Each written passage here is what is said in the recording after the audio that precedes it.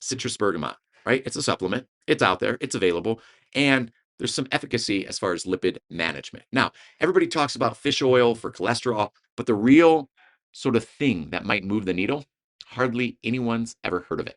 So this question comes from Derek. Derek's out of Topeka, Kansas, and he asked the former athlete society this question.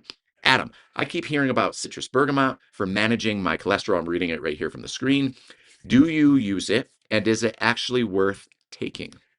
All right, listen, this is a great question. And honestly, it's one of those that typically flies under the radar until you actually start looking at your own blood work, something I do quite frequently. So, yeah, I'll say it straight up. I do take that supplement, right?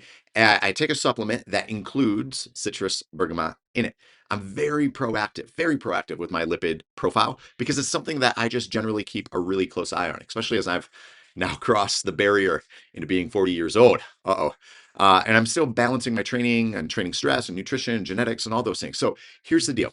Citrus bergamot is one of those few natural compounds that actually has some real world published research behind it showing improvements in lipid profiles. Now, we're talking reductions in total cholesterol, your LDL, and even in some cases, a bump up in HDL. You're sort of what we call good cholesterol, if you will. Now, I'm not saying it's a magic pill. I've never said that. It's not going to replace statins if you are prescribed that from your primary care physician or anything like that if you've got major risk factors. But if you're like me, who's healthy and active and training hard and conditioning and eating well, but maybe your LDL runs a little high from genetics or dietary intake, then yeah, maybe some bergamot can actually help move the numbers in the right direction. So I first started using it inside a much broader cardiovascular support formula. And what I noticed was simple. It was this, that over the course of about 8 to 12 weeks, my total cholesterol numbers dropped somewhere in the vicinity of about 10%. My LDL dropped somewhere close to 15%.